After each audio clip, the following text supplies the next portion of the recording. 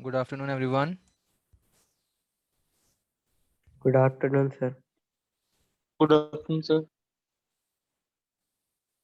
Okay, so I will start the recording. It's on. Okay. Um, so these are the few things that we will be discussing today. Have you people worked on your assignment one that we discussed last time? Yes, sir. Yes, sir. Yes, Okay. So who is your GR? Is anyone out of you the GR? Harshpreet. yes, sir.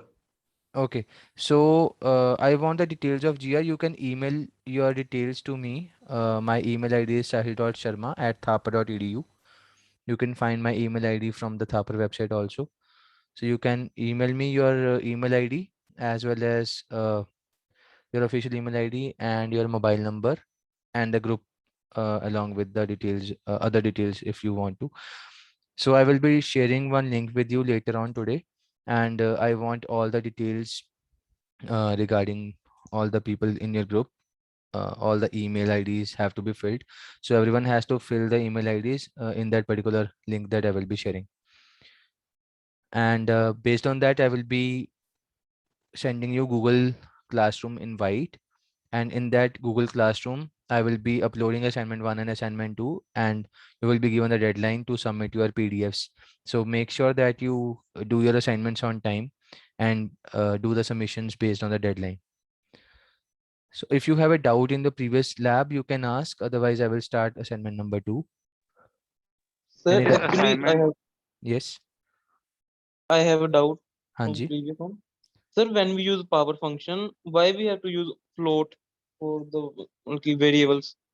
So return type of power function is float. So when you want to, let's say you want to see the type, whenever you want to do the printf function and you want to put the value of power function in the printf, you have to give a float, otherwise error will come. I will show you quickly that how does it work.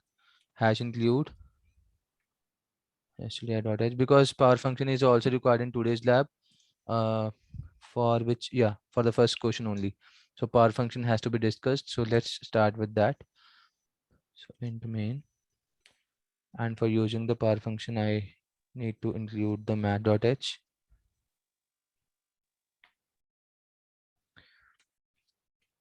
So now if you do int a and b and you get the input from the user regarding a and b, so it will be percent %d and %d,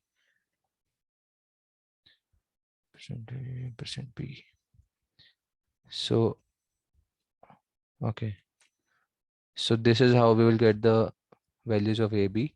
Now let's say I want to do the printf of power function, and I want to, let's say, get the power function with %d as the return type, and I will put a comma b here.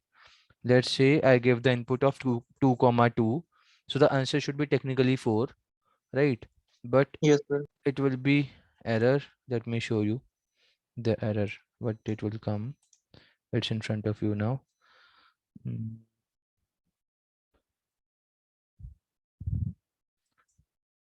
So it is saying that power function has a return type of double, and you are writing %d here. Instead you should write %f. So from here we have come to know that power function has a return type of double. So if I put a %f here, so if I put a %f here and I do the same thing again, no error. I can give the input of 2 comma 2. Answer will be normal, what it should be. And because the return type is float, it is giving this 6 digits after the point. So that can be handled by using this thing, let's say 0.1f. So up to 1 digit only. If you want to do uh, let's say 4 comma 2, 4 square should be 16, so answer will be 16.0. Is it clear? Yes, sir. If you have any doubt, anyone, if you have a doubt in power function, you can ask it right now. So similarly, you can also work with the square root. Square root is much simpler. It needs only one input, and you, let's say you want to get a square root of a number, so it will be again it should have percent f, because square root can be in points. We will check if it works with percent d also. For example, I want to find the square root of maybe 75. So let's check it for 75, and the output is coming out to be 8.66. It is coming out to be fine. But now if I do it for percent d, let's see if it gives 8 or error. So it is giving error because again the return type of square root is a double, and we cannot use percent d here. Solution has also been suggested that you can put a percent f.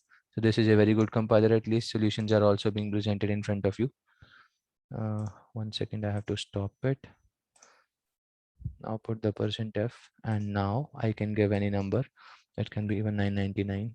So the answer is 31.606. So this is how these things work. Similarly, log, cos, sine, you can also explore on your end.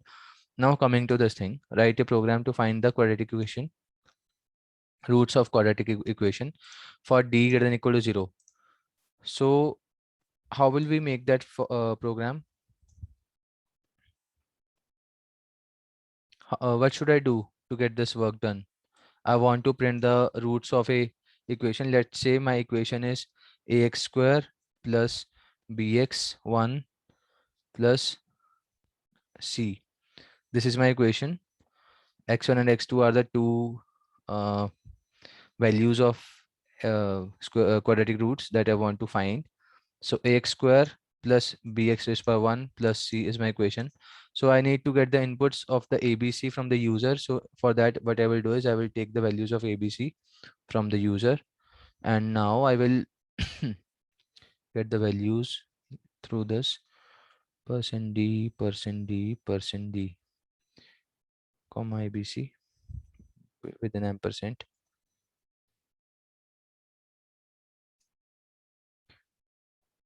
What should I do now? I should calculate d. What is the formula of d? Anyone quickly? B square minus B 4AC. square minus 4AC. B square minus 4ac. Okay. So I can write it like this: b square minus of 4ac. Make sure you are putting the multiplication symbol inside it. Mathematics नहीं है तो आप without multiplication symbol नहीं इसको लिख सकते directly 4ac. So this is my float d. Now because it is given in the question that d is greater than equal to 0, that's why we will not put a condition for now. I'm not putting a condition कि हम check करें कि मेरा d बड़ा है या छोटा है. अगर it is less than 0, it will be imaginary roots. So I will handle that case also. But for now, I want to handle only this positive number wala case. So what should I do next? I should find the value of x1 and x2. So let's say my float x1 should be equal to, what will be the formula? How to find the root? Minus minus B. b plus minus under root d upon 2a. Okay. So minus b. Instead of plus minus together, I will take plus symbol first. So I will find the square root of d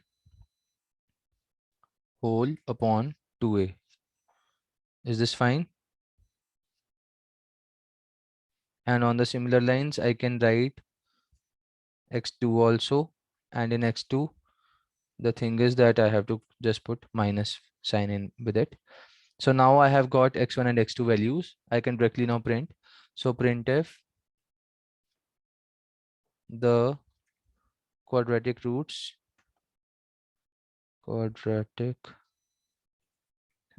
of equation. So if I want to write the equation, it will be ax square, right? So let's say %d a x square plus b x1 plus c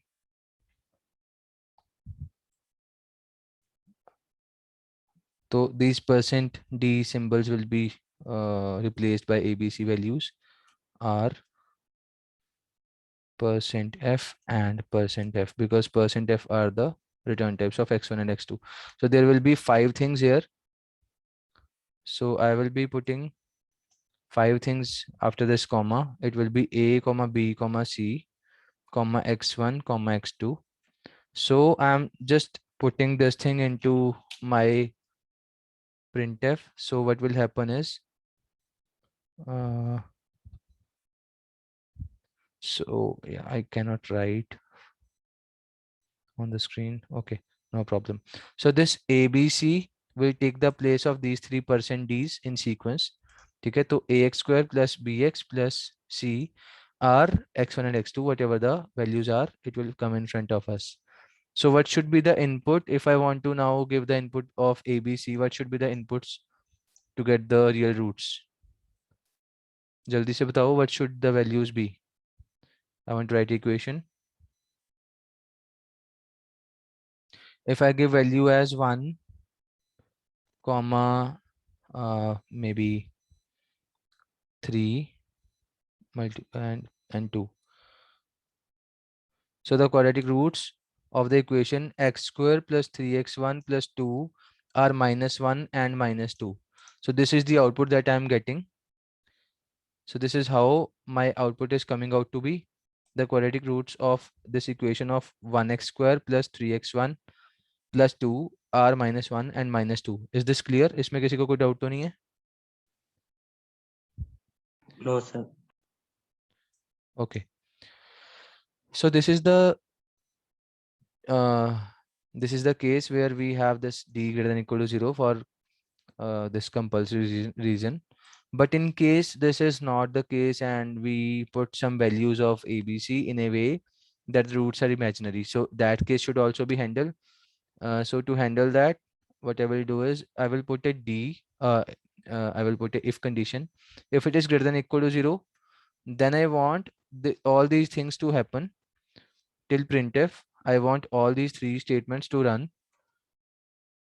कहाँ गया? 1 second. तो I want that this if के अंदर मेरे ये तीनों काम हो जाएं, and it will only happen if my d is greater than 0. Then the roots will be printed like this because they are real roots. But in case that condition fails, तो उसके लिए हम एक else लिखेंगे. And जब हम सिर्फ एक statement लिखना चाहते हैं, we need not put the brackets also, still it will work. So मैं सीधा लिख देता हूँ printf roots are imaginary.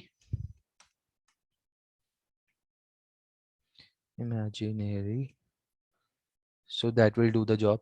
So now let's say I give the input of 1 1 1. Sir else में ब्रैकेट्स नहीं आएंगे क्या? मैं वही कह रहा हूँ कि अगर मैं नहीं भी डालूंगा ब्रैकेट तो भी चलेगा, बिकॉज मेरी सिर्फ एक ही स्टेटमेंट थी जो मैंने देनी थी. अगर एक से ज्यादा होते, लेट्स से 2 या 3 है, तब ब्रैकेट दे के उसकी बाउंड्री बतानी जरूरी है. But if we are only using one statement, then brackets can be exempted. Sir यहाँ पे अगर आप इंडेंटेशन हटा दो प्रिंटफ की तो भी चलेगा? हाँ हाँ, इसमें actually C programming is not indentation sensitive. It's not Python. Python में ऐसा होता है कि इंडेंटेशन हिल गई तो चलेगा नहीं, अदरवाइज यहाँ पे तो अभी भी कोई एरर नहीं आएगा and it will run as it was running earlier. ठीक है, just for making it look good and making it more understandable, that's why we use this indentation. At least देख कर पता चल जाता है कि यार ये इफ का पार्ट है, ये तीनों चीजें. तो इसको हम थोड़ा सा आगे करके लिख देते हैं कि थोड़ा पता चल रहा है that this is part of if, this is part of else, and बाकी तो प्रोग्राम हमारा चल ही रहा था. So this is how my programme looks like. If you have a doubt you can ask.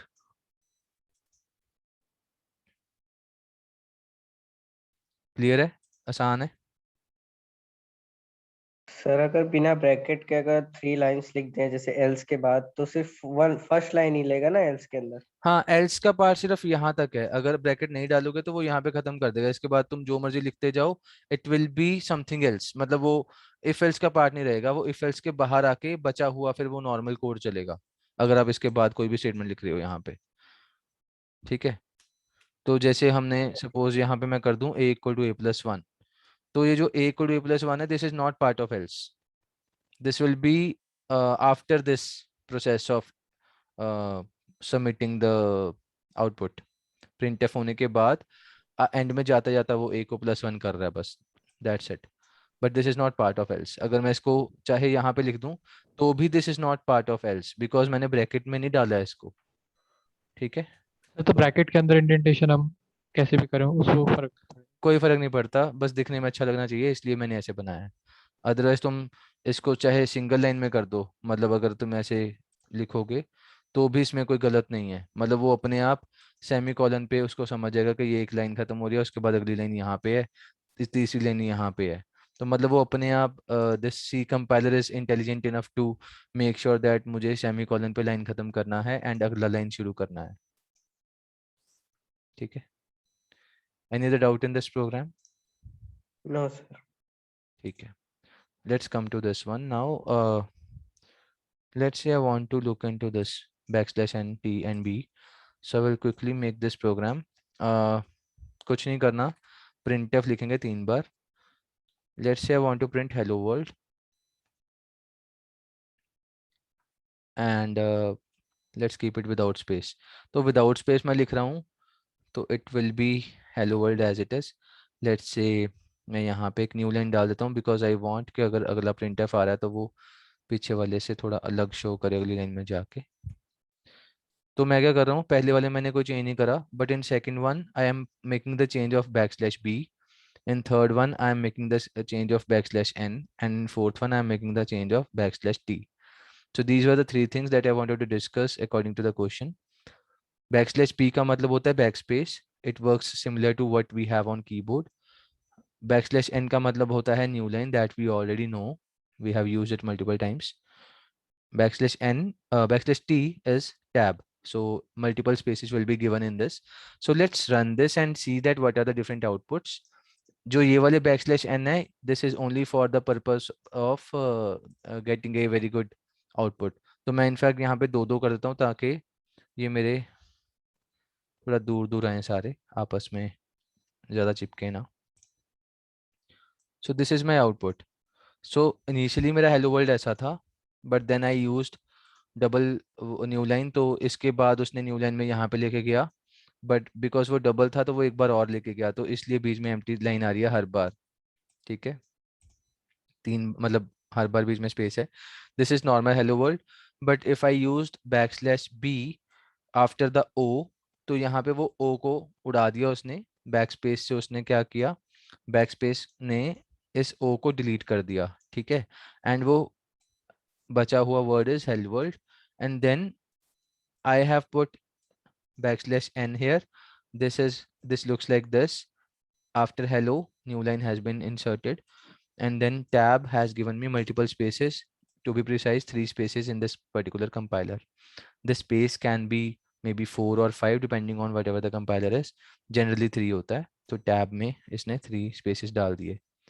Any doubt in this program? This is kind of simplest program till now. समझ में आ गया इन तीनों का function? Yes sir. Yes, sir. Okay, good. Now let's discuss this thing. Plus equal to, minus equal to, multiply equal to, divide equal to, mod equal to. All of these things need to be discussed. Now let's say I give the value of int a sir equal आप to ये 10. Assignment share कर दोगे? I am putting the link in the chat box right now.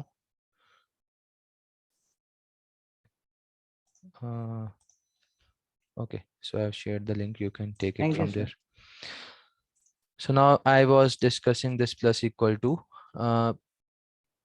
What does this thing do? If I write a equal to a plus 50, क्या करेगा? Simple है, a की value 60 कर देगा, yes or no? Percent d a. Now if I run this, output will be 60. Easy है, कुछ नहीं किया, बस वैल्यू को ऐड करा। Now same thing can be done like this. अगर मैं इसको प्लस इक्वल टू लिख दूं, आंसर तो भी 60 ही आएगा, because a plus equal to 50 और a equal to a plus 50, this is exactly same thing. समझ में आया इसका function? If you people have doubt, you can ask.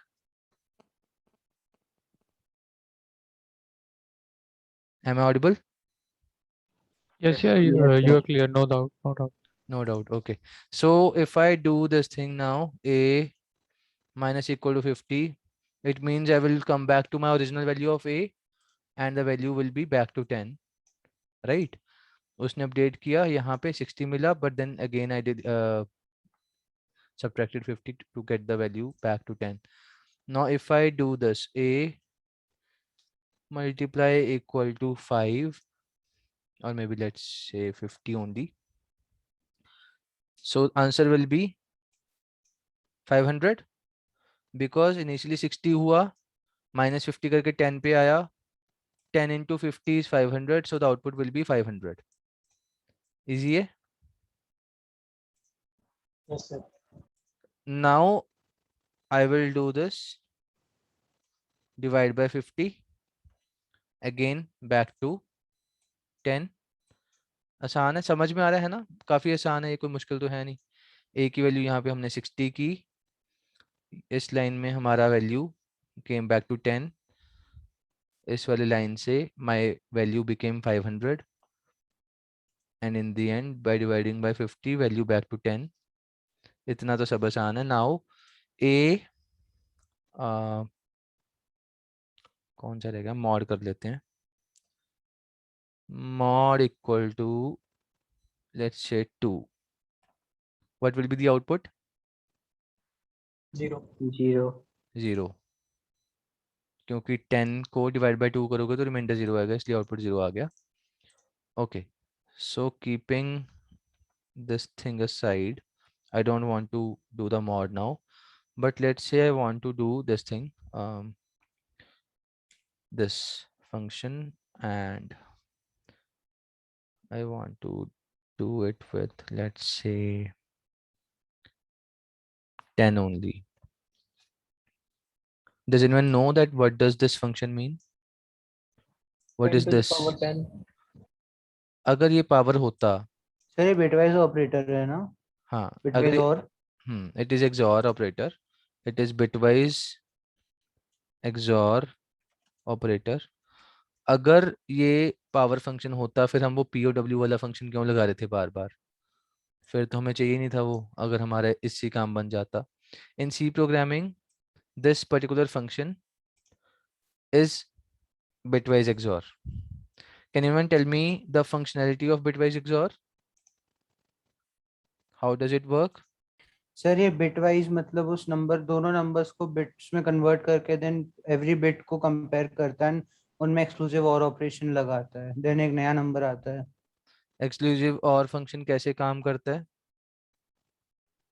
Sir मतलब उसमें अगर एक भी वैल्यू हाई होगी तो 0 दे देगा. देखो, sharing my screen to the note, OneNote. So this is how my XOR gate works. XOR का formula is A B bar plus A bar B. ये कितनों को पता है? There are multiple Yes, gates. sir. सुनो, there are multiple gates. OR gate है, AND gate है, NOR, NAND, XOR, XNOR, तो काफी सारे हैं. हमें इससे काम करवाना है, XOR. XOR का फॉर्मूला ये होता है, इसका मतलब ये है कि let's say you have to inputs A and B and you want to give the output as this. How will you do it? If you have two inputs as 0 0, what will be the output? It will be, solve कर लेते हैं ताकि आपको एक ही बार में समझ आ जाए. A का तो एज इट इज 0 आ जाएगा, बट B बार का मतलब है B का उल्टा करना है, तो इंटू 1 प्लस A बार मतलब A का उल्टा इंटू B मतलब 0. आउटपुट क्या आया? 0. यस और नो? इसमें कोई डाउट तो नहीं है पहली लाइन में? So we will do it for 4 cases. These are the 4 cases. If you now solve this formula for each case, You will get the following values. आप अपने एंड पे सॉल्व करके देख लो, ठीक है। इसको याद रखना है, और याद रखने का मैं एक तरीका भी बता देता हूँ आपको।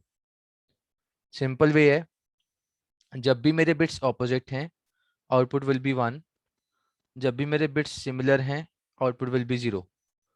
ये चीज याद रख लो, तुम्हारा XOR का काम हो जाएगा। सिंपल है, आप इस फॉर्मूला में डाल के करना चाहते हो कर लो, बट उसमें टाइम लग जाएगा। तो शॉर्टकट यही है that whenever I want to do XOR of similar bits answer will be 0, ठीक है।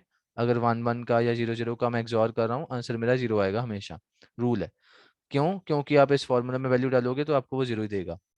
And if you get the values as 0 1 और 1 0 ऐसे वाला पेयर, तो आउटपुट विल बी 1। तो ये चीज याद रख लो, ठीक है। उससे क्या होगा कि आपको ये टेबल याद करना नहीं पड़ेगा, बस इतना याद रख लो कि सेम बिट है तो आंसर 0 है, ऑपोजिट बिट है तो आंसर 1 है, ठीक है। तो अगर आपको ये चीज याद हो गई है, now I will go back, in fact go back से पहले I will give you idea about swapping also. So उससे भी पहले I want to say that let's say my a value is 10 and I want to do a XOR equal to maybe 5। तो मेरा a का value क्या आएगा ना? अगर मैं यहाँ पे printf a कर दूं तो मेरा यहाँ पे a का वैल्यू आउटपुट में क्या आएगा? कैन एनीवन टेल मी?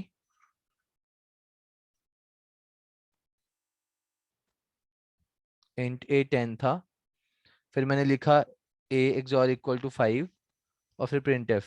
अभी आपको रूल बताया था, इस रूल को देखो और मेरे को इसका आंसर बताओ जल्दी से। This can also mean a equal to a XOR 5। जल्दी से सॉल्व करके बताओ मेरे को output.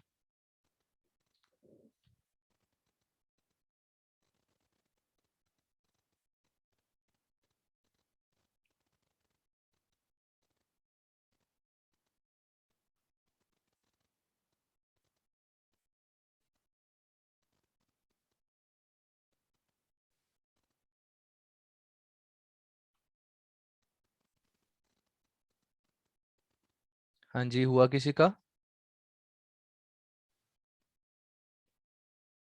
Mayank, you want to speak?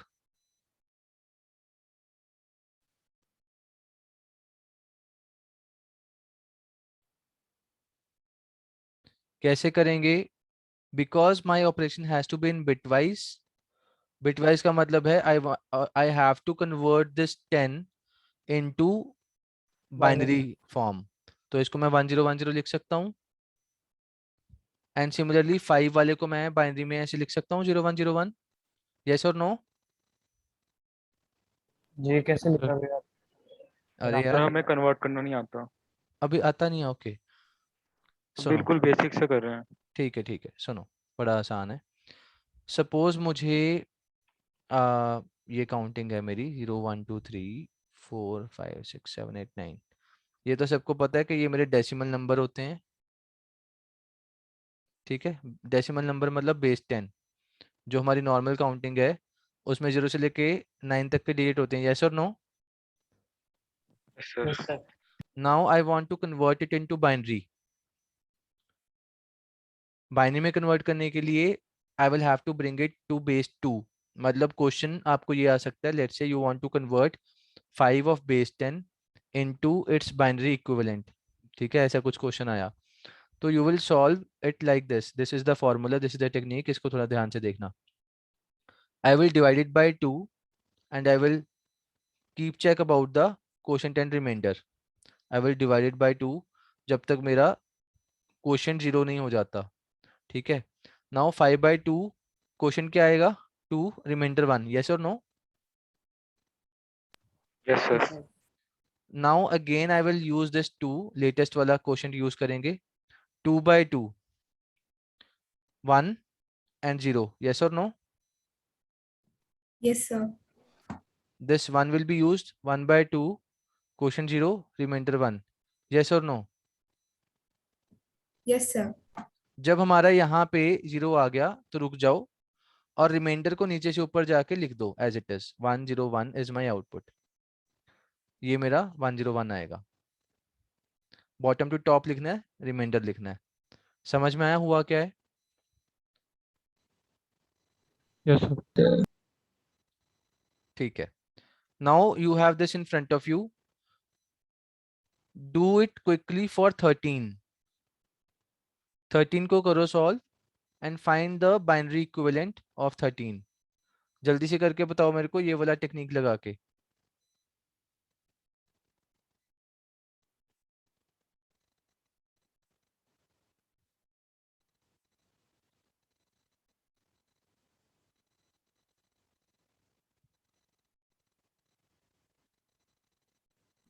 One one zero one 1101, it's correct. कैसे आया? 13/2 क्वोशंट एंड रिमाइंडर लिखेंगे 6 1, 6/2 3 0, 3/2 1 1, 1/2 0 1। तो 1101 आपका आउटपुट आ गया। हो जाएगा सबका? Yes sir. सर एक डाउट था कि हाँ। जैसे जो हम अभी थ्योरी क्लासेस में कर रहे हैं हम्म वो काफ़ी बेसिक है, हम्म और जो हम प्रैक्टिकल में कर रहे हैं वो ऑफ कोर्स उससे थोड़ा ज़्यादा है। हम्म तो ये सिंक चलेगा या फिर आप बिल्कुल सेपरेट ही करवाओगे? प्रेफरेबली इट्स मतलब हमें तो यही बोला गया है in lab we have to discuss the assignment. तो मतलब मुझे असाइनमेंट के बेसिस पे ही चलना पड़ेगा irrespective of what your class syllabus is. तो what I will do is that's why I discuss each and every question। तो हर क्वेश्चन को मैं बड़े ध्यान से आराम से समझाऊंगा। अगर आपको समझ में नहीं आएगा तो आप इतना ही डिटेल में ऐसे समझ लो मेरे से। Is it okay? Yes sir. Because sir we क्योंकि हाँ लेक्चर्स में अभी तक हमें सिर्फ स्कैन एफ तक ही करवाया है, और आपने जो लास्ट लेक्चर में जो लास्ट लैब में कवर करा था हम्म वो लाइक अभी तक खत्म ही नहीं हुआ है। मतलब बेसिकली अब सर ने स्कैन एफ तक ही करवाया है। क्या तो फर्क पड़ रहा है? क्या सर एक फर्क पड़ रहा क्वेश्चन है? पूछना हाँ था बताओ। सर। हैशटैग इंक्लूड stdio.h जो होता है, जो स्टेटमेंट होती है, हम्म उसमें एंगल ब्रैकेट एंड इंक्लूड के बीच में स्पेस छोड़ सकते हैं कि मतलब वो क्या होता है? छोड़ क्लास में सर सकते ने हैं। कहा था कि नहीं छोड़नी है जब लिख रहे हो। नहीं छोड़ सकते हैं, प्रैक्टिकली अभी करके देखो। मतलब नहीं हल्का। सर, मतलब उसके पीछे लॉजिक क्या है कि मतलब वहां पे उन्होंने कहा कि जब आप कोड लिखोगे एग्जाम्स में तो वहां पे आपने स्पेस नहीं छोड़ना, बिल्कुल स्पेस नहीं रखना। सर बस नहीं नहीं, पेज छोड़ के चलते हैं प्रोग्राम। देखो सुनो, मैं तुम्हें ना एक बार कोड करके दिखाता हूँ। यहाँ पे हमने यहाँ पे ऑलरेडी किया हुआ है ये। अब जैसे मैंने यहाँ पे स्पेस नहीं छोड़ा, काम चल रहा है ना? अगर मैं यहाँ पे स्पेस एक हल्का सा डाल दूंगा, लेट्स सी एरर आता है या चलता है। I am running. चलेगा सर, मैं तो स्पेस डाल के ही करता हूँ। हाँ चल रहा है। सर ने कहा था कि अगर आप स्पेस नहीं डालोगे तो वो स्टैंडर्ड होगा, और अगर डालोगे तो भी कोई दिक्कत नहीं आएगी।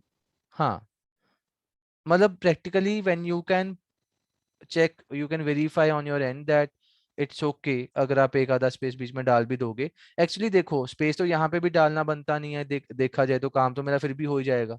अगर मैं इसको ऐसे लिखूंगा इट स्टिल वर्क्स। स्पेस डाल के इट ऑलवेज लुक्स गुड। ठीक सर है। एक्चुअली प्रॉब्लम ये है कि जो हमें लैब अगर जो हमें क्लास में थ्योरी करा रहे हैं वो हम्म सी के पुराने स्टैंडर्ड पे करा रहे हैं, और ऊपर से कंपाइलर भी 8 बिट यूज किया जा रहा है। जैसे आज के कंपाइलर पे अगर मैं इंटीजर का साइज देखूंगा तो वो 4 बाइट होगा, और जो हम्म सर करा रहे हैं वो 2 बाइट्स है। तो अब जैसे मैंने पहले सी करी हुई है, मेरी इंट्यूशन ही ये है कि वो 4 बाइट होगा। हम्म अगर मैं कोई एग्जाम में जाके ये क्वेश्चन आएगा तो मैं वहां पे 4 लिखूंगा कि 2 लिखूंगा, ये नहीं समझ आ रहा sir. So I am also taking classes of ME 1 to 6 batch. According to me, 4 bytes hota and I am teaching 4 bytes only. So what I will do is I will talk to the coordinator sir and then we can decide जो भी मतलब होगा, तो we can bring the similarity between this thing also. Sir ये difference क्या होता है, मतलब ए 4 बिट कंपाइलर और मतलब। मैं बताता हूँ। अब जैसे सपोज आपके पास आपका लैपटॉप इस वक्त 64 बिट मशीन है, यस और नो? सबको पता यस होगा। सर। Yes sir. जब अपनी विंडोज चेक करोगे तो आप जब अपनी विंडोज इंस्टॉल करते हो वहां पे x64 लिखा हुआ है। ठीक है। ऐसे ही एक पहले x86 आता था।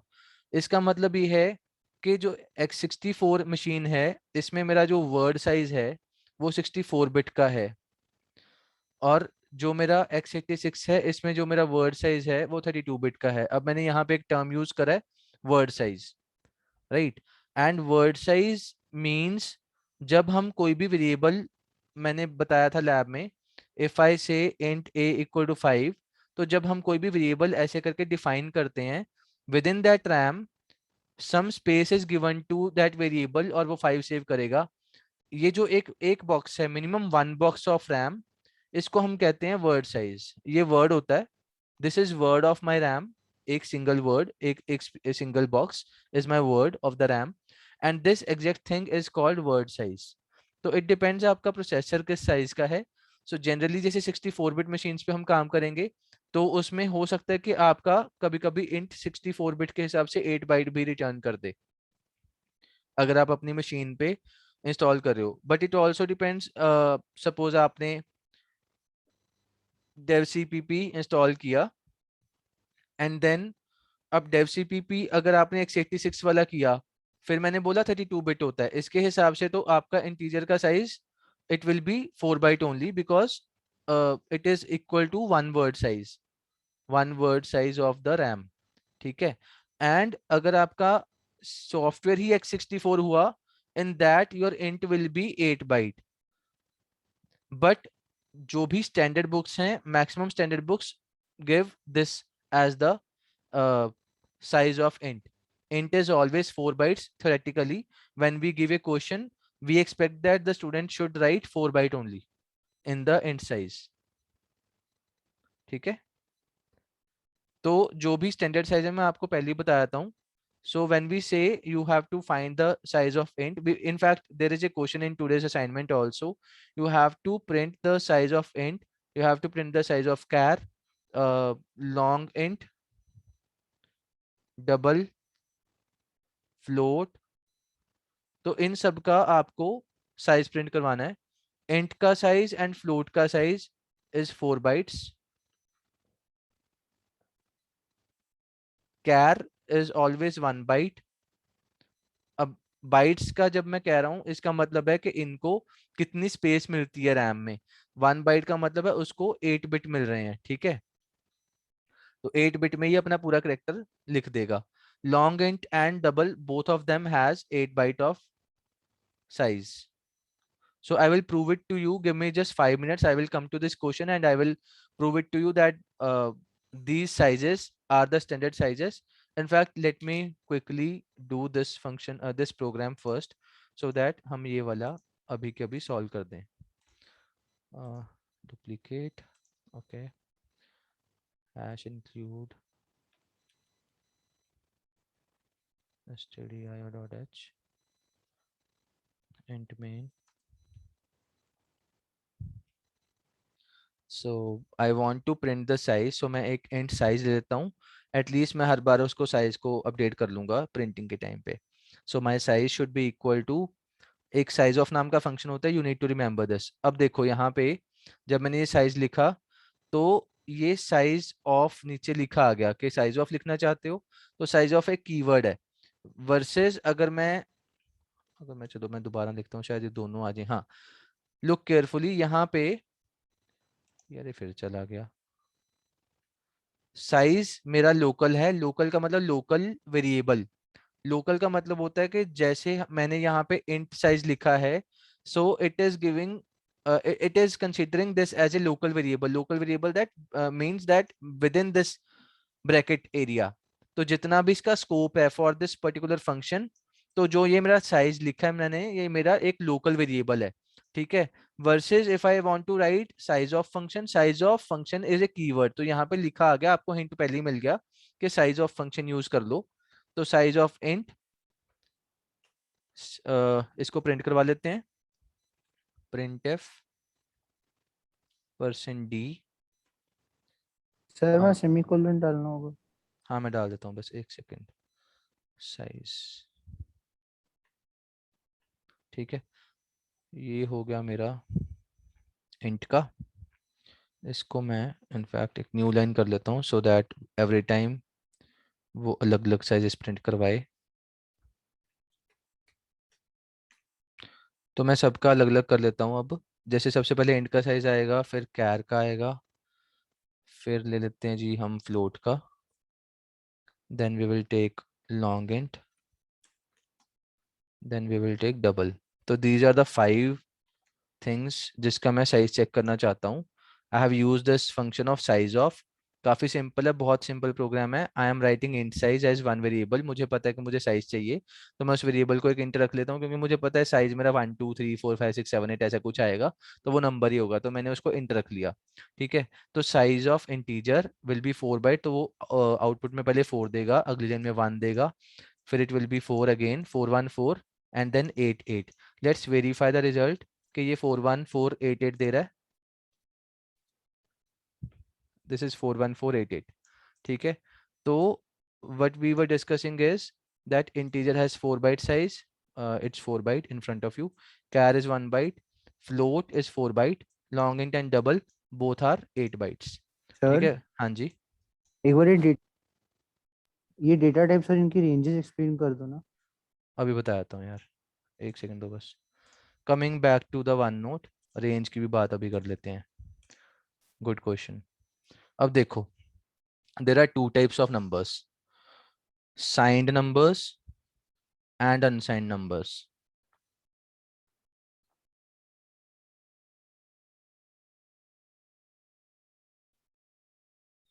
So when I say signed numbers and unsigned numbers, it means unsigned में हम प्लस माइनस का दोनों का टेंशन नहीं लेंगे, जो भी होगा प्लस ही होगा।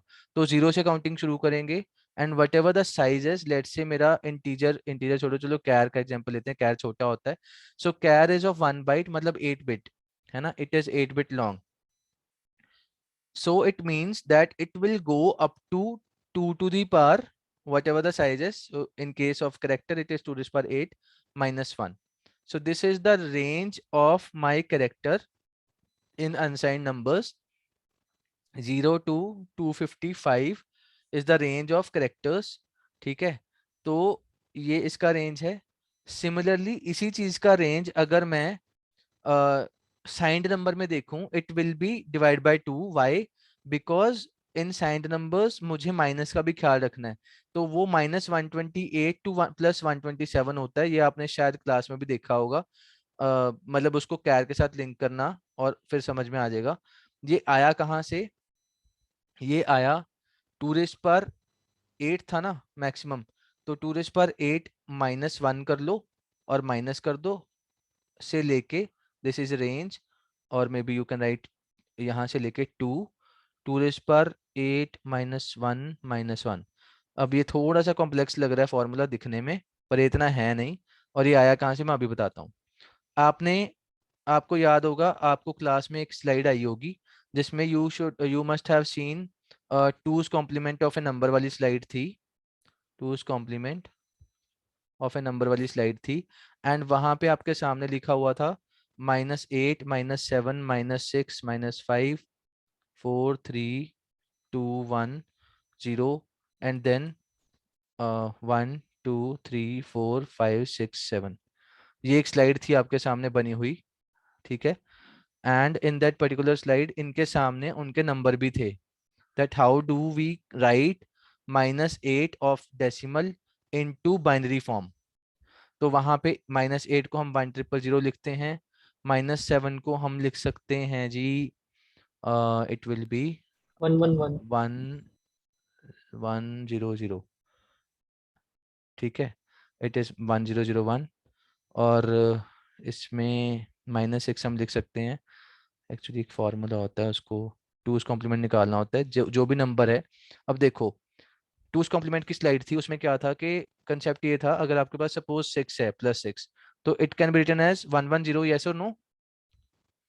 क्यों? क्योंकि मुझे जब उसका बाइनरी कन्वर्ट करना है, उसका वेट होता है 1 2 4 8 ऐसे करके उसके वेट्स होते हैं।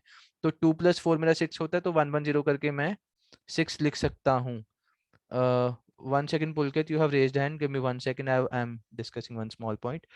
अब देखो, आपने छोटे होते ये सीखा था, अगर मैं 678 लिखूं तो मैं इसको ऐसे लिख सकता हूँ, 6 × 100 + 7 × 10 + 8 × 1। यस और नो? सीखा था छोटे होते?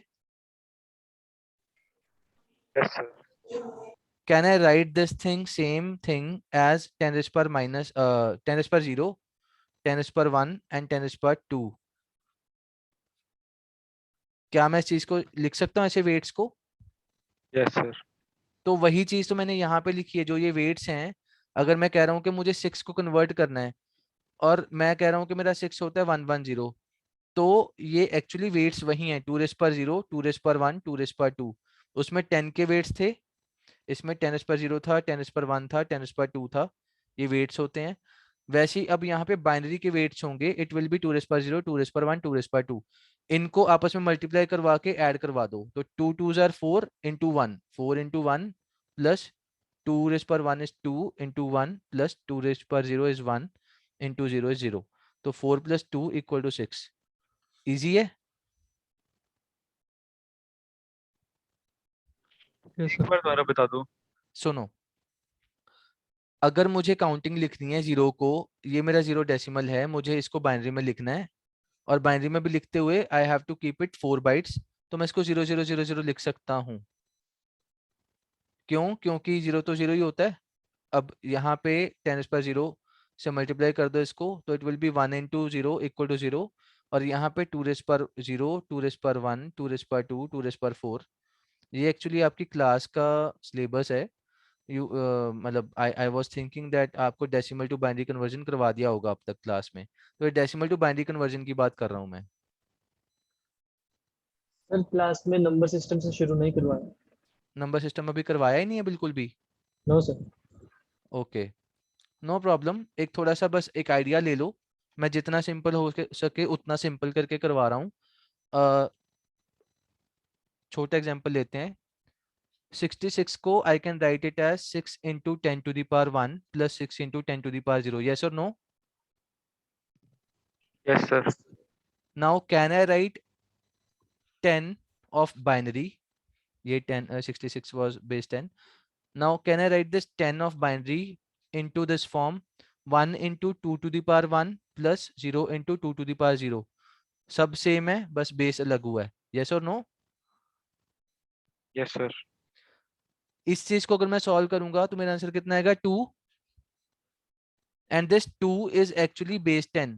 तो बेस 10 का जो 2 नॉर्मल हम काउंटिंग करते हैं, इसको हम बाइनरी में 10 लिखते हैं, मतलब 10 लिखते हैं। सिमिलरली मुझे अगर 1 1 लिखना है बाइनरी में, this is equivalent to 2 raise पर 1 into 1 plus 2 रेस पर 0 into 1, it is equal to 2 plus 1 equal to 3।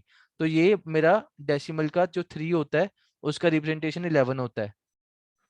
Idea समझ में आ रहा है क्या हो रहा है? बस वेट्स के साथ मल्टीप्लाई कर रहा हूँ मैं हर बार।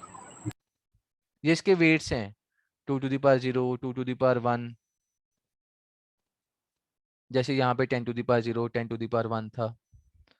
समझ में आ रहा है? Yes, sir. अब समझ आ गया। ठीक है। क्या मैं इसको ऐसे लिख सकता हूँ कि मेरा जो 7 होगा डेसिमल का, वो मेरा 111 होगा? प्रूव करता हूँ कैसे। 2 रेस पर 0, 2 रेस पर 1, 2 रेस पर 2, मल्टीप्लाई करो आपस में। 4 into 1 plus 2 into 1 plus 1 into 1, 4 plus 2 plus 1 7। आसान है।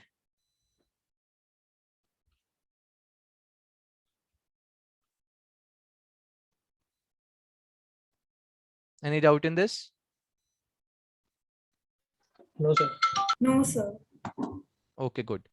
Now can I write, can we find the equivalent of 13? I have already discussed this। तो इसको आपने दो तरीके से कर सकते हो। मैं आपको एक शॉर्टकट तरीका बताता हूँ। एक तो मैंने आपको पहले बताया था कि आप डिवाइड बाय 2 करो, कोशेंट और रिमाइंडर लिखते जाओ और काम कर लोगे, और फिर ऐसे करके लिखोगे तो इसका आंसर 1101 आएगा। आएगा कि नहीं? अगर आप इसको लिखो, ये 12480 तो था, 8 + 4 + 1, तो 12 + 1 13। ये आपने पहले मेरे को बताया था, अभी 15-20 मिनट पहले ही किसी ने आंसर बताया था। So I will quickly tell you the method to convert your big number. Let's say I want to convert 55 into this decimal into this binary form। तो what can I do is I can actually write the weights पहले, 2 raise पर 0, 2 raise पर 1, 2 raise पर 2, 2 raise पर 3। या तो देखो ऐसे करके लिखते जाओ, ऐसे करके लिखोगे तो आप खुद भी कंफ्यूज हो जाओगे और आपका आंसर भी लेट आएगा। वर्सेस उसका एक आसान तरीका है कि आप ये वाली काउंटिंग याद रख लो, 1 2 4 8 16 32 64 128 256। तो ऐसे ऐसे ऐसे करके हर बार डबल करते जाओ। बात तो वही है। Any doubt? No sir. अब अगर मुझे 55 बनाना है, कैसे बनेगा? 32 और 16 को ऐड करूंगा तो 48 बन जाएगा, यस और नो? तो इन दोनों की लोकेशन पे 1 डाल दो। अब क्योंकि 48 बन गया और 7 और चाहिए तो 55 बन जाएगा, तो मैं क्या करूंगा, 110111। My binary equivalent of 55 is actually this number. ये थोड़ा फास्ट वे है कन्वर्ट करने का। समझ आ रहा है क्या हुआ है?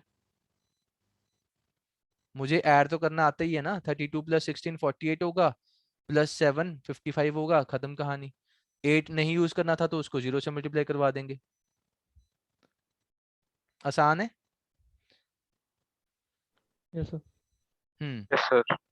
ठीक है। तो क्या मैं ये कह सकता हूं कि जो मेरे 4 बिट का अगर मुझे कैपेसिटी दिया जाए तो उसकी minimum number will be 0000। It will add 1 every time. तो उसको मैं ऐड करूंगा तो मेरी ये काउंटिंग बन जाएगी 01000101। Now this is equivalent actually equal to in decimal, ये बाइनरी वाला था। डेसिमल में इसका इक्विवेलेंट 0 1 2 3 4 5। आप वेरीफाई करते जाओ, यहाँ पे ऊपर वेट्स लिख लो 1 2 4 8। ऐड करके देखो फटाफट, उतना ही आंसर आएगा जितना मैं लिख रहा हूँ यहाँ पे। 6 होगा 0101 0110 बिकॉज 4 + 2 = 6। ठीक है। ऐसे 7 8 9 10 का जल्दी से करते हैं, 11 12 का करते हैं, 13 14 एंड 15 15 तक करते हैं फटाफट। आंसर बताओ 7 का क्या आएगा आउटपुट इन 4 बिट? 0 1 1 0 1 1 1। ठीक है, ये आसान है ना। 1 2 4 8, 4 + 2 + 1 7 होता है। अब 8 का क्या लिखोगे? 1 1000। 9 का 101 okay. Now you know that what we 1011 should do. 12 होगा ऐसे, 13 होगा 8 4 12 और 1 13, 14 विल बी 1110, 15 विल बी 1111। आसान हो गया। अब ये काउंटिंग तो नहीं भूलोगे?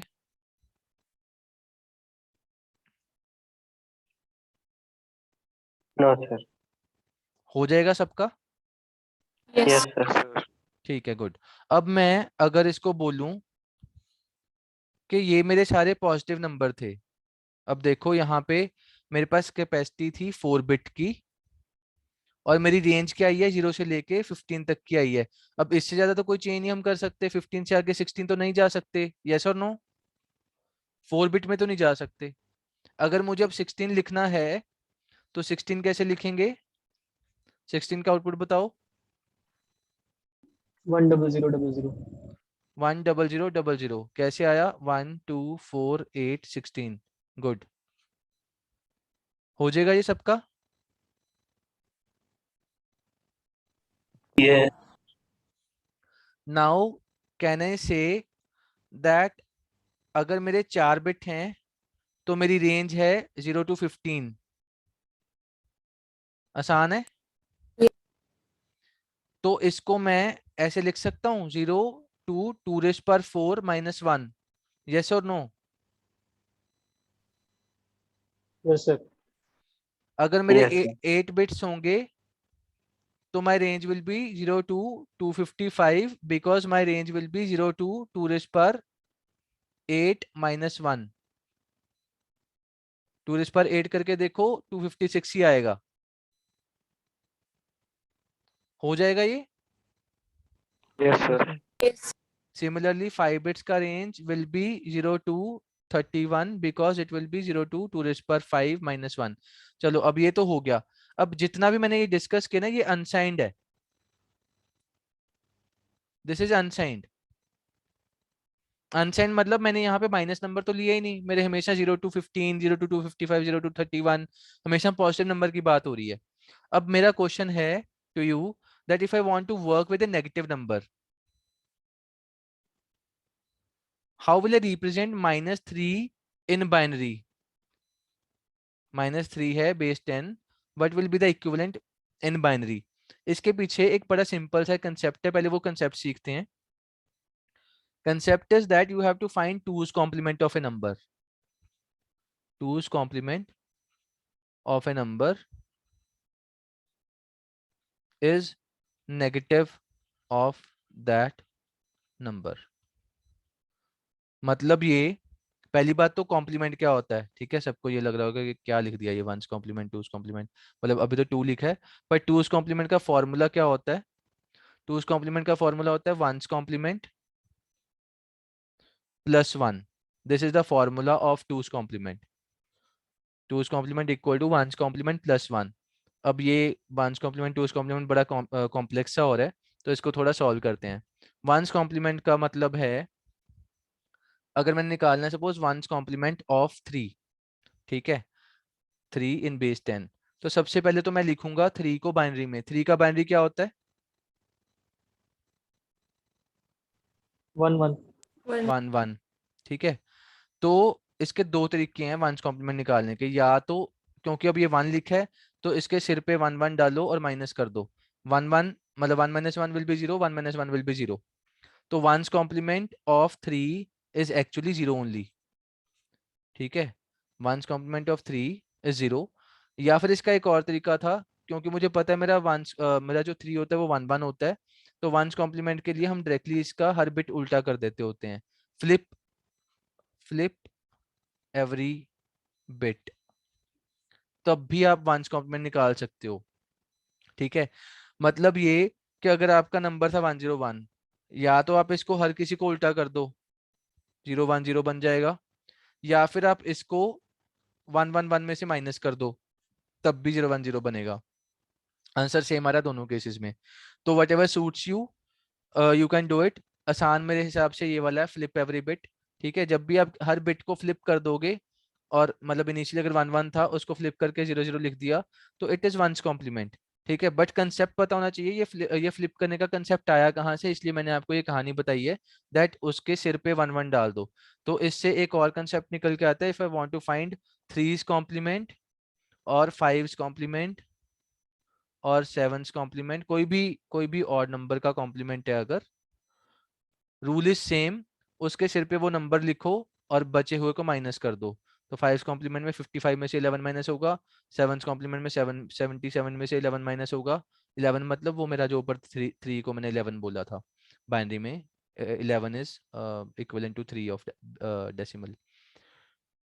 99 में से 11 माइनस करोगे तो ये 9's complement होगा। सो 22 is the 3's complement of 3, 44 is the 3's complement 5's complement of 3, 66 is the 7's complement of 3 and 88 is the 9's complement of 3। ये समझ में आ गया सबको? हर बार माइनस करना है बस, इजी है। Yes sir. सर ऑड वाले में हम फ्लिप नहीं कर सकते? नहीं सबको नहीं ना, फ्लिप का सिर्फ एक ही था, फ्लिप हमेशा सिर्फ 1's complement में होता है, और किसी में आप फ्लिप नहीं कर सकते। बाकियों में तो आपको कंसेप्ट के साथ ही चलना पड़ेगा कि जो आपका नंबर है उसी को सिर पे लिखो और माइनस कर दो फिर, ठीक है सर। ठीक है। अब देखो ये तो आपका ऑड नंबर की कहानी है। What about 2's complement in this? 2's complement क्या होता है? 1's complement में 1 ऐड कर दिया, तो concept says that 2's complement is equal to 1's complement plus 1, and this concept is similar for 4 6 8 10। अगर किसी का भी इवन निकालना है complement, it will be equal to, इस केस में 3's complement प्लस 1, इस केस में 5's complement प्लस 1, इस केस में 7's complement प्लस 1, इस केस में 9's complement प्लस 1। अच्छी बात यह है कि ये सब आपके सिलेबस में नहीं है, पर आपको पता होना चाहिए, ठीक है। Neither are this thing 3's complement 5's complement, ये सब भी आपके सिलेबस में नहीं है। बस आपको समझाने के लिए, एक आइडिया देने के लिए कि प्रोसेस चलता कैसे है, इसलिए मैंने ये समझाया आपको। Now we were at this thing, मैंने बोला था कि मुझे -3 को कन्वर्ट करना है बाइनरी में, ठीक है। तो मैं कैसे करूंगा? फॉर्मूला सेज, टेक्निक सेज कि मुझे 2's कॉम्प्लीमेंट निकालना चाहिए उस नंबर का, और वो मेरे को उसका नेगेटिव इक्विवेलेंट दे देगा। तो अब हम फटाफट से -3 का देखते हैं। -3 in binary will be written by finding 2's complement of +3। ये चीज याद रखनी है, अगर कोई भी नंबर का हम बाइनरी निकालना चाहते हैं माइनस वाले का, तो उसका ऐसे निकलेगा। ये समझ में आ गया इतना? और इसके लिए we have to find 1's complement first. 1's complement of 3 कैसे निकालेंगे? 1 1 था, उसको फ्लिप करेंगे, इट विल बी 0 0। अब ये वाला जो 0 0 आया है, this 0 0 is my 1's complement, this is my 1's complement. ठीक है। वैसे मैं ना एक चीज यहाँ पे आपको बताना चाहता हूँ, let's not write +3 as only 1 1, we should write it as 0 0 1 1। हम 4 बिट्स के साथ ही खेलते हैं, ज्यादा छोटा रखेंगे ना फिर आपको यहाँ कंफ्यूजन हो जाएगी। Let's keep it as this. तो अगर मैं 0 0 1 1 लिखूंगा तो भी तो ये है तो 3 ही, यस और no? Yes sir. Now if I convert this 0 0 1 1 into its 1's complement, 1's complement will be 1 1 0 0, yes or no? इसका अगर मैं अब 2's complement निकालना चाहता हूँ, I will simply add 1 into this। तो add 1 कैसे करेंगे? I will have to add 1 here, तो it will be 1 1 0 1। 1 1 0 1 मेरा is the binary equivalent of this -3। 1 1 0 1 -3 को मैं ऐसे करके लिख सकता हूँ। सबको समझ में आया प्रोसेस हुआ क्या है? +1 तो सबको करना आता है ना। 0 + 1 will be 1, 1 + 1 will be equal to 10। उस केस में ये वाला 1 ऊपर कैरी चले जाएगा अगर चाहिए होगा। समझ आया सबको? Yes sir. देखो प्रोसेस थोड़ा कॉम्प्लेक्स है, you might want to revise this thing later on, but this is all part of your class work. तो we should move to the coding part again. काफी ज्यादा टाइम हमने इधर निकाल दिया। नाउ ये सारी कहानी मैंने सुनाई क्यों? Because I wanted to teach bitwise XOR. ठीक है। अब हम क्या करते हैं, मैं थोड़ा सा सिंप्लीफाई करके चलता हूँ, इसको और छोटा कर देता हूँ। 3 का तो आपको पता ही है, आपको भी 11 होता है ना। तो if I say that I have int b also as 2 and I want to print this thing %f नहीं %d a XOR b, can anyone tell me what will be the output? अगर मैं 3 और 2 को आपस में XOR करता हूं, what will be the output? जल्दी बताओ।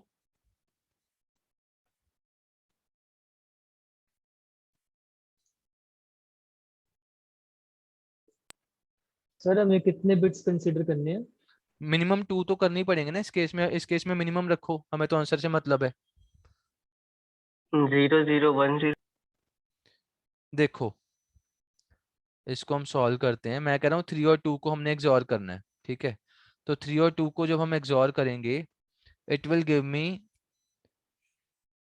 3 और 2 को XOR करना है, तो मैं 3 को लिखूंगा 1 1, 2 को लिखूंगा 1 0। इसमें किसी को कोई प्रॉब्लम तो नहीं है? No sir. No easy sir. है। इसको XOR करो। रूल क्या था? उल्टा है तो 1 आएगा, सिमिलर है तो 0 आएगा। तो 0 1 क्या होता है मेरा? 1 होता है, यस और नो? Yes sir. ठीक है। Coming back to the code, now if I run this program, my output will come out to be 1 for sure. ये देखो। अब यही चीज मैं अगर 3 और 5 की करवाता तो मेरा आउटपुट क्या आएगा? जल्दी से बताओ, लगाओ दिमाग।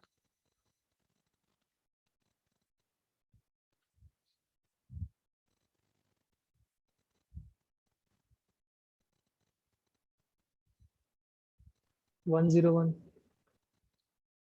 101, 101 तो 5 होता है, तो आंसर 5 आएगा। 1 1 6। आंसर 6 आएगा। चेक करते हैं, 6 है के 5 है। Answer is 6। अब देखो 6 कैसे आया, हम कर रहे हैं 3 और 5 को XOR, ठीक है। और अगर मैं 3 और 5 को XOR करूंगा तो मैं कर रहा हूँ 0 1 1 और 1 0 1 को आपस में XOR, ठीक है।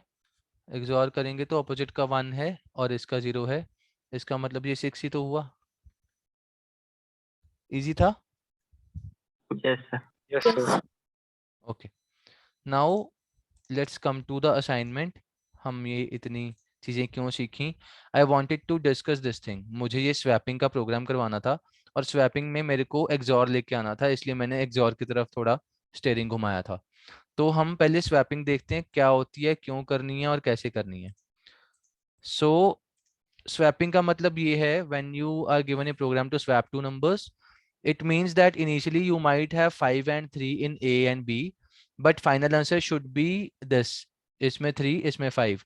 तो swapping अगर करोगे तो आपका ऐसे करके आउटपुट आएगा फाइनल। इसका प्रोग्राम बनाना है, तो बताओ कैसे बनाएंगे, क्या क्या लॉजिक्स हैं?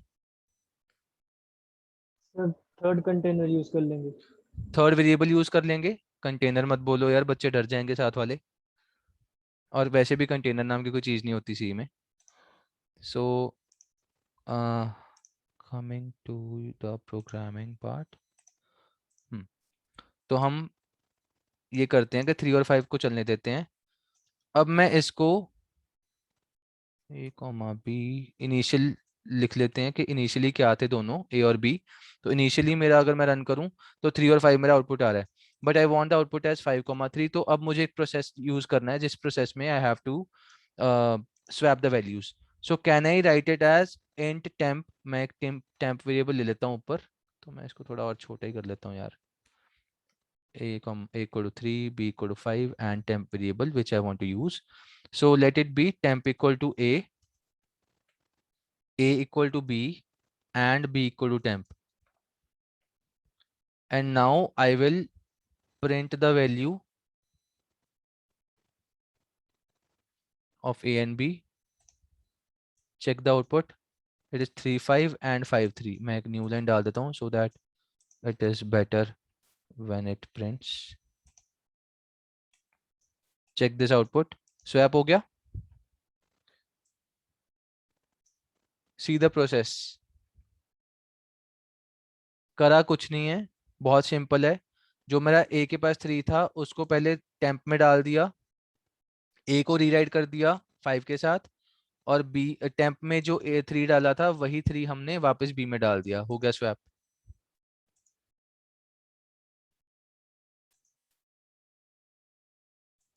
इजी है। Yes, sir. Yes sir. Yes sir. Now if I say I don't want to use temp, तो मुझे क्या करना चाहिए बताओ?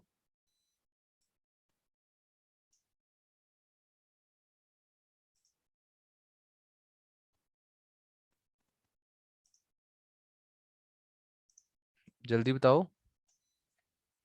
Can I do it like this, A equal to A plus B and वैसे तो ये, अरे ये क्या हो रहा है, एक second.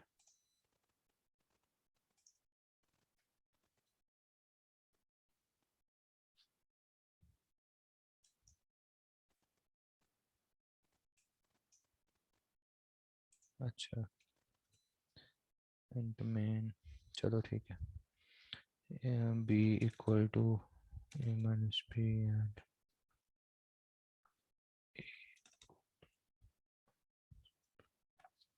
now if I do this, अब यहाँ पे देखो A को क्या मिला 8, B को क्या मिला 3, एंड दोबारा A को क्या मिला 5। स्वैप हो जाएगा। Yes sir. इजी है ये। So if I run this code now, my still output is fine, 3 5 and 5 3. So if this is clear, I want to simplify this thing. किसी किसी को शायद ये मुश्किल लगे कि अब ये प्लस माइनस गलती से अगर पेपर में ऊपर नीचे लिख दिया तो गलत हो जाएगा तुम्हारा पूरा कोड। तो there is a hack for you people also, आप इसको यहाँ पे एक्सॉर लिख दो तीनों केसेस में। अब देखते हैं क्या होगा। आपको एक्सॉर पता है कैसे काम करता है, जल्दी से बताओ 3 एंड 5 को एक्सॉर करने पे क्या आएगा? 6. It will be 6। Okay, and what about the value of B? B को अपडेटेड वैल्यू क्या मिलेगी?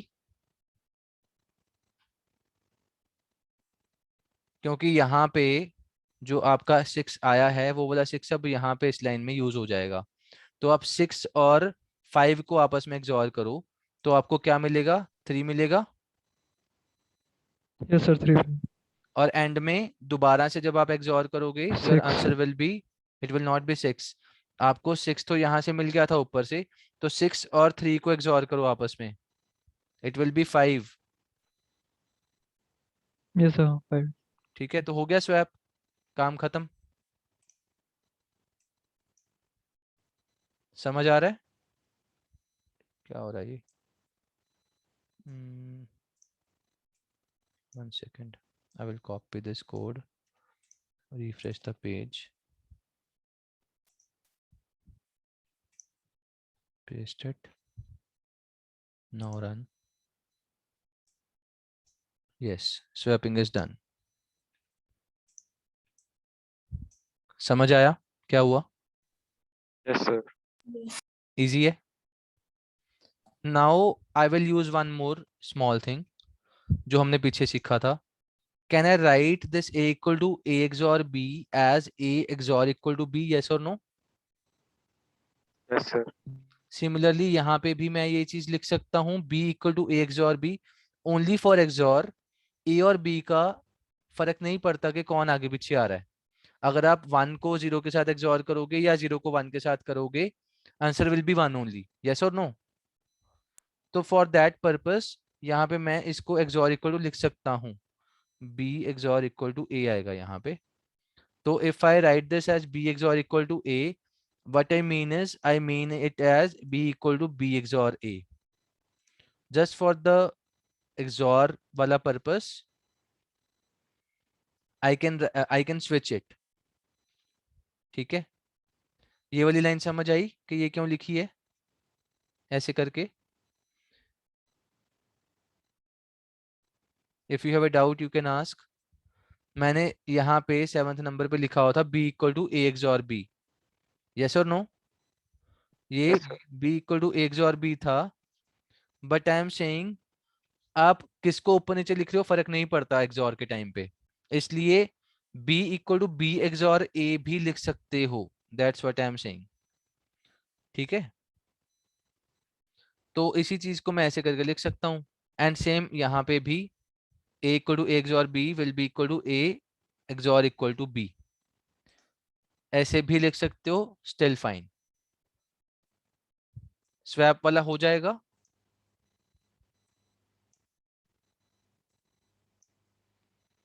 If you have a doubt in swapping, you can ask it right now.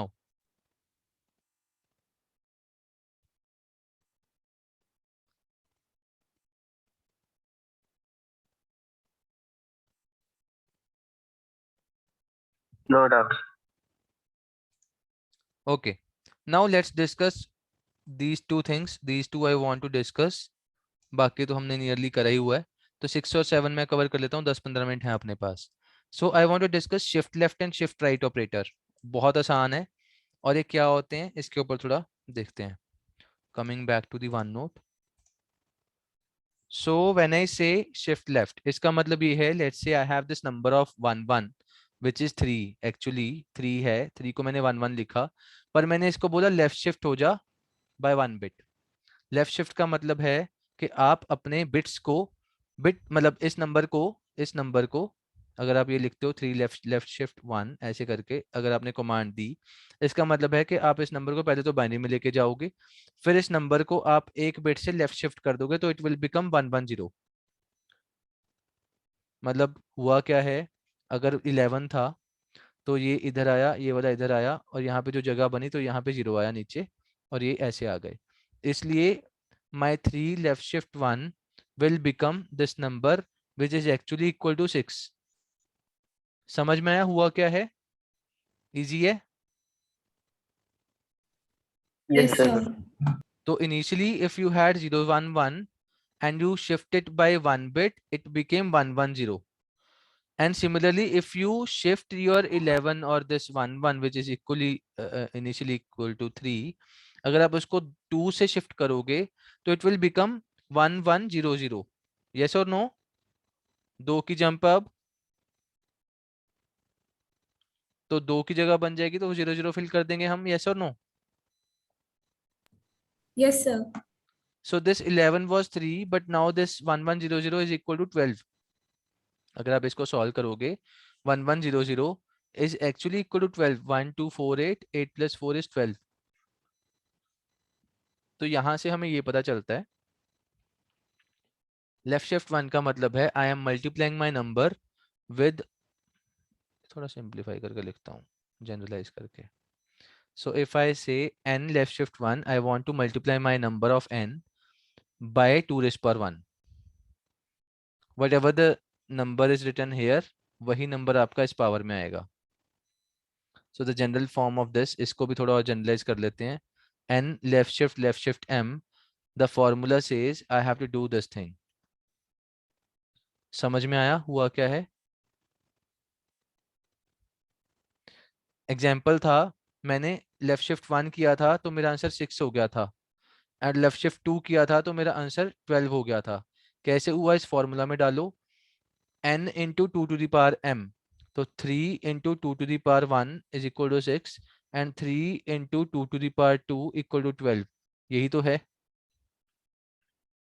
आसान है. Yes, sir. If you have doubt in this, you can ask it right now. Sir अगर left shift करने के बाद number range से बाहर चले जाए तो? It does not go out of range. Left shift का मतलब ही ये है कि आप अपनी रेंज से बड़े नंबर पे टारगेट कर रहे हो. आप अगर यहाँ पे सपोज 2 लेफ्ट शिफ्ट 5 कर दोगे तो इनिशियली आपका 2 is this number, but left shift 5 करने पे वो 5 प्लेसेस आगे चले जाएगा. तो ये 0 1 था ना, जो मतलब 1 और 2 था वेट, तो अब ये 5 प्लेसेस आगे चले जाएगा. 1 2 3 4 5. तो मैं इसको यहाँ पे लिखता हूँ. So this will be actually equal to 1 0 और उसके बाद क्योंकि 5 प्लेसेस थी तो 5 0 आ जाएंगे यहाँ पे. समझ में आया हुआ क्या है? And my formula said that I have to multiply this n by 2 raised power m. तो 2 की power 5 is equal to 32 into 2 64. तो चेक करते हैं क्या ये 64 ही है. 1 2 4 8 16 32 64. yes. so this is my answer. Out of range नहीं जाएगा ये जगह और बढ़ा लेगा अपनी. लेफ्ट शिफ्ट का मतलब ही ये है कि बिट लेवल पे अपने आप को और थोड़ा बड़ा करो. मतलब वो बिट्स ऐड करता जाएगा अपने? हाँ, सही है. actually this is not about adding or subtracting the bits, it's more about multiplying a number. Actually this exact technique is also used in fast multiplication. अगर आपको कोई बोले कि आप फास्ट मल्टीप्लिकेशन के थ्रू किसी नंबर को 85 से मल्टीप्लाई करवा दो n इंटू 85, तो एक बंदा तो करेगा कोडिंग में n इंटू 85 लिख के काम करेगा. बट अगर आप उसके कंप्यूटर आर्किटेक्चर पे जाओ, कंप्यूटर आर्किटेक्चर में this multiplication in itself takes up to 3 or 4 steps inside it. एक छोटा सा मल्टीप्लिकेशन करवाने के लिए वो 4-5 स्टेप लेता है. और इस केस में हम क्या कर रहे हैं, जब हम लेफ्ट शिफ्ट कर रहे हैं किसी नंबर को 2 से सपोज, तो मैंने उसको फटाफट से 4 टाइम्स कर दिया और कुछ मल्टीपल प्रोसेस नहीं करा, बस एक जंप मारी है और कुछ नहीं करा. बिट लेवल पे जंप मार दी, इसको यहाँ से यहाँ की बजाय इधर लिख दिया, तो मेरा स्पीड बहुत ज़्यादा बढ़ जाता है. अगर आप कंप्यूटर आर्किटेक्चर में देखोगे, if you go into the details of, let's say you make a program to compare the time taken to do multiplication by using this thing or maybe this kind of a thing. तो अगर मैंने n into 85 करना है तो मैं क्या करूँगा, मैं n into 85 करने के लिए n left shift may be 64 तक जाने के लिए मुझे चाहिए 2⁻6, तो मैं 6 बिट्स करता हूँ प्लस 16 ऐड करना है तो 2⁻4 प्लस 2 ऐड करना है तो n लेफ्ट शिफ्ट 2 एक सेकेंड, ये हो गया 64 टाइम्स, ये हो गया 16 टाइम्स, ये हो गया 4 टाइम्स और एक n। अगर मैं इतना कर दूं, this will save my time internally inside a computer compared to just multiplying the number by 85 directly। इसलिए हम ये लेफ्ट शिफ्ट वाली चीज सीख रहे हैं। समझ में आया? अगर मुझे 85 टाइम्स ऑफ n निकालना है तो I have to give this command अगर मुझे फास्ट मल्टीप्लिकेशन करनी है। समझ में आया क्या कह रहा हूं मैं? Yes sir. तो सिमिलरली अगर मैं राइट शिफ्ट करूंगा, अगर आई डू दिस थिंग, कुछ चेंज नहीं करना, ऊपर हम कर रहे थे n इंटू m, के लिए हम कर रहे थे 2⁻m, वहां पे मल्टीप्लाई था, बस यहाँ पे डिवाइड आ जाएगा, बाकी सारी चीज वही है, मल्टीप्लाई के बजाय बस डिवाइड है। अब क्या करेंगे, let's say that I am dividing, I am converting this 100 and I am doing this thing right shift 1। तो राइट शिफ्ट 1 करूंगा तो मेरा 100 विल बिकम 10, एक एक इधर आ जाएंगे ये, और ये वाले भाई साहब बाहर चले जाएंगे तो उनको जगह नहीं मिली और यहाँ पे 0 आ जाएगा। तो this 4 will become 2 divide by 2 हो गया, क्योंकि 1 था पावर, 2⁻1 is 2 only, तो divide by 2। Now if I convert let's say 10101 into this thing, 2 bit से शिफ्ट करेंगे, तो what is the decimal equivalent of original number here? 1 2 4 8 16, तो this is actually equal to 21। तो अगर मैं इसको राइट शिफ्ट 2 करूंगा, इट विल बिकम, इधर को आएगा ये सारे जने, ठीक है, एंड 2 जगह खाली हो जाएंगी, it will be 0 and this will B 101 और ये वाला 01 बाहर, तो 101 एक्चुअली इज इक्वल टू 5। तो 21 डिवाइड बाय 2⁻2 मतलब 4, तो 5 पॉइंट समथिंग आना था, बट मेरा इंटीजर सिर्फ ये वाला रखेगा, पॉइंट के बाद वाला हटा देगा, तो आंसर इज 5, इसलिए 5 आ गया। तो मैं इसको प्रैक्टिकली आपको करके दिखाता हूँ कोड में, जो मैंने अभी आपको बताया है। So if I run this code quickly, करना कुछ नहीं है, लेट्स से int n comma m, so let's say मुझे प्रिंट करवाना है, एक बार मैं n लेफ्ट शिफ्ट m कर देता हूँ और एक बार मैं n राइट शिफ्ट m कर देता हूँ, ठीक है। तो मैं कुछ ऐसा कोड बनाता हूँ जिसमें I have some numbers, let's say n equal to 30 and m equal to 2, और मे बी चलो 2 ही कर लेते हैं। आउटपुट बताओ इसका कोड का जल्दी से क्या आएगा?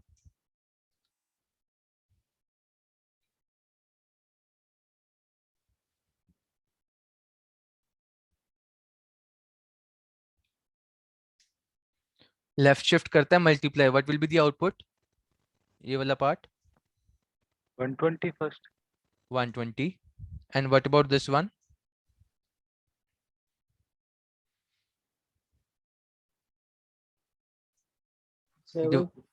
हाँ 7, तो 120 and 7 will be the outputs.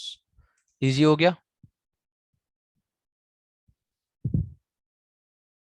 Any doubt in this?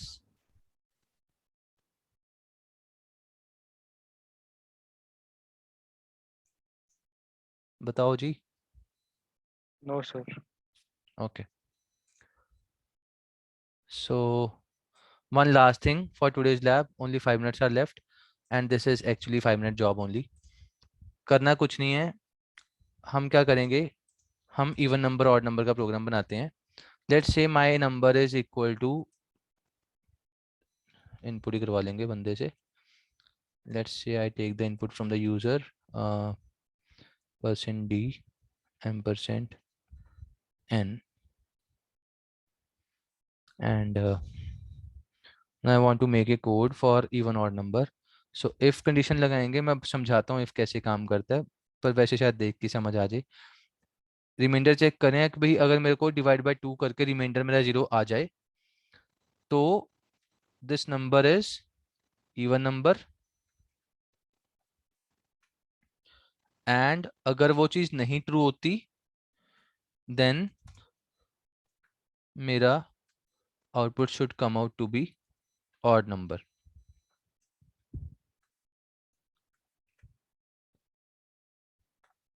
ठीक है, कोड समझ में आया? हुआ क्या है, बहुत सिंपल है। एन लिया input from the user, what ever the number is, वो डिवाइड बाय 2 करके रिमाइंडर चेक करेगा। मॉड का मतलब होता है रिमाइंडर, तो मॉड 2 करोगे तो रिमाइंडर पता चलेगा। If reminder is equal to 0 obviously it is even number, 10/2 reminder is 0, तो वो इवन आएगा। तो let's run it, let me give the input, let's say 20, answer is even number. ठीक है, 20 इनपुट करने पे इवन नंबर दे रहा है। अब ये काम कैसे कर रहा है, इफ एल्स। इफ एल्स का मतलब है कि आप पहले कंडीशन चेक करो। ठीक है, अगर ये कंडीशन ट्रू होती है, कंडीशन आपकी चेक होएगी, एंड इफ के साथ वाला पार्ट तभी रन होगा if your condition is true, and अगर आपका वो कंडीशन फॉल्स है देन आपका एल्स वाला पार्ट रन हो जाएगा। तो यहाँ पे if your condition is false then you are getting the work done for the else part, else वाला आपका रन हो जाएगा। For example, if you give the input as maybe 17, mod 2 equal to 0 नहीं आएगा तो वो odd number दे देगा output. आसान है, समझ में आ रहा है हुआ क्या है? बहुत सिंपल है। Yes sir. इसी को शॉर्टकट वे में करने का एक तरीका होता है सिंगल लाइन में। ठीक है, और सिंगल लाइन में कैसे करते हैं, इफ हटा दो, यहाँ पे क्वेश्चन मार्क लगा दो कि मैं ये कंडीशन चेक करना चाहता हूँ। ठीक है, क्वेश्चन मार्क का मतलब I want to check this condition. अगर ये कंडीशन ट्रू होती है just give me this first part as the output, अगर ये कंडीशन फॉल्स होती है then give me this second part as the output. ठीक है, और बाकी सारा कोड वही है। तो अगर आप इसको देखो कोड को, ये कोड आपका अब सिंगल लाइन में चेकिंग कर रहा है। ठीक है, this is the ternary operator which has 3 parts. This is the first part where we are checking the condition. Second part, we are giving the output in case this condition is true. अगर ये true होता है तो ये first part चलेगा, ये वाला। अगर ये condition मेरी false होती है तो ये last वाला part चलेगा, odd number वाला। Now if I run this code, give a number, let's say 15, answer is still odd number। ठीक है, मतलब ये मेरा if else वाला काम सिंगल लाइन में करवा रहा है। समझ में आया हुआ क्या है? Yes, sir. Yes sir. Okay, okay. That's all for today. बाकी we have already done this one. Long int वगैरह सारे देख लिए थे। डिवाइड वाला नंबर देख लेते हैं। टाइप कास्टिंग का फटाफट मैं एक बार करवा देता हूँ, वैसे तो आप खुद ही कर लोगे, लास्ट टाइम हमने ये डिस्कस किया था। So I will quickly do it in 1 or 2 minutes. So if I take two numbers as input, let's say m equal to 4 and n equal to maybe 7. So 4/7 अगर मैं करूँगा अगर मैं यहाँ पे आउटपुट देना चाहता हूँ डिवाइड करके, सो इफ आई डिवाइडेड 4/7, ठीक है, अगर मैं m/n करता हूँ तो मेरा आउटपुट क्या आएगा इस केस में? परसेंट एफ, इसको स्कैन एफ करना पड़ेगा यार, मतलब प्रिंट एफ करना पड़ेगा। So what will be the output of this code, जल्दी बताओ। 0। It will B error. क्यों? क्योंकि मेरा m और n इंटीजर थे और एक्सपेक्ट मैं करवा रहा हूँ डबल का। ठीक है, तो अगर मैं ये करूँगा, सपोज यहाँ पे मैं लिख दूँ फ्लोट, मैं किसी भी एक न्यूमरेटर को या डिनोमिनेटर को टाइप कास्ट कर दूं कि मेरा चाहे वो इंटीजर था पर मैंने ब्रैकेट में फ्लोट लगा दिया, तो वो ऊपर वाले नंबर को फ्लोट मानेगा, रन करेगा। अब आंसर बिल्कुल ठीक आएगा, it is 0.571429। And this same thing is valid अगर मैं डिनोमिनेटर में डाल दूं, कोई भी एक न्यूमरेटर या डिनोमिनेटर को टाइप कास्ट करना है into float, answer will B same, answer will B correct without any error. समझ में आया हुआ क्या है?